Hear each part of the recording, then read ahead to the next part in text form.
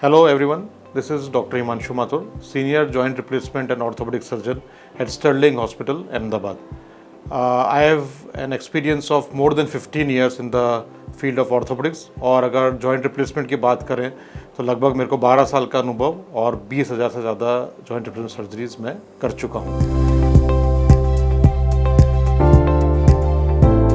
बहुत कॉमनली ये questions patient मेरे से पूछते हैं कि क्या नी पेन आर्थराइटिस ही होता है, अगर होता है तो हम कैसे डिस्टिंग्विश कर सकते हैं अदर नी पेन से और कैसे उसको डायग्नोज किया जा सकता है। देखिए, हर नी पेन आर्थराइटिस हो ये ज़रूरी नहीं है, लेकिन अगर आप 45-50 के आसपास या उसके ऊपर के इंसान हैं, विमेन में थोड़ा ज़्यादा होता है और कंटिन्यूस नी पेन हो रहा है जो कि पहले थोड़े से स्टार्ट हुआ फिर ठीक हो गया, पहले थोड़ा दवाइयों लेने से ठीक हो जाता था, बाम लगाने से ठीक हो जाता था, लेकिन अब बढ़ता चला जा रहा है, या more importantly more often than not you have to take a painkiller medicine और आपको चलने फिरने में परेशानी हो रही है, अपना प्रोफेशनल लाइफ, पर्सनल लाइफ या सोशल लाइफ जीने में परेशानी हो रही है due to that continuous knee pain और more often recurring knee pain. तो ये काफ़ी ज़्यादा संभावना है कि आप आर्थराइटिस से ग्रसित हो सकते हैं। हालांकि समझने की ज़रूरत यह है कि आर्थराइटिस के डिफरेंट फेजेस होते हैं, ऐसा नहीं होता कि हमेशा सीधा एंड स्टेज आर्थराइटिस ही होता है। ये शुरू होता है स्टेज 1 या 2 से, जबकि बहुत ही मामूली पेन होता है और थोड़ी बहुत दवाइयाँ लेने से, नी कैप पहनने से, सेक करने से ठीक हो जाता है। स्टेज 3 या 4 वो स्टेज है जब ज़्यादातर समय आपको नी पेन हो ही रहा है, उससे आपकी लाइफ इफेक्ट हो रही है और आप डॉक्टर्स को दिखाए जा रहे हैं।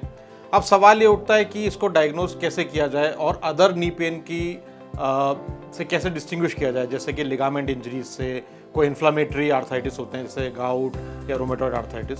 देखिए, नी आर्थराइटिस को जानने के लिए सिर्फ एक एक्सरे ज़रूरी है हमारे लिए, बस एक स्टैंडिंग एक्सरे, डिजिटल हो चाहे प्लेन हो, चलता है, उससे हमको नी की आर्थराइटिस की स्टेज क्या है वो पता चल जाती है। लेकिन अगर हमको साथ में लिगामेंट की स्टेज भी जाननी है या उसमें कोई इंजरी हुई है साथ में, तो एमआरआई कराना पड़ता है, वरना सिंपल आर्थराइटिस जानने के लिए सिर्फ नी का एक्सरे ज़रूरी है, एमआरआई की ज़रूरत नहीं है। अगर हम ये पूछें कि और क्या कॉजेज हो सकते हैं, देखिए आर्थराइटिस एज के हिसाब से तो होता ही है, जिसको ऑस्टियो आर्थराइटिस कहते हैं। चोट अगर लगी है तो ट्रॉमेटिक आर्थराइटिस में डेवलप हो सकता है, अगर पहले यंग एज में चोट लगी हो तो। इन्फ्लामेटरी आर्थराइटिस यानी रोमेटॉइड, गाउट, यूरिक एसिड का बढ़ना, ये कुछ कॉजेज हैं आर्थराइटिस के। इसके अलावा नी पेन आपका, जैसे मैंने कहा, लिगामेंट इंजरी की वजह से हो सकता है। मेनिस्कल टियर एक चीज़ होती है जो कि 40 से 50 के एज ग्रुप के बीच में काफ़ी कॉमन है, वो भी आर्थराइटिस के साथ भी हो सकता है या अलग भी हो सकता है। और इसके अलावा बहुत सारे अदर कॉजेज़ हैं जिसके बारे में आपको अगर जानकारी चाहिए तो संपर्क कर सकते हैं आपके नज़दीकी ऑर्थोपेडिक सर्जन या स्टर्लिंग हॉस्पिटल में मेरे से या डॉक्टर प्रवीण से।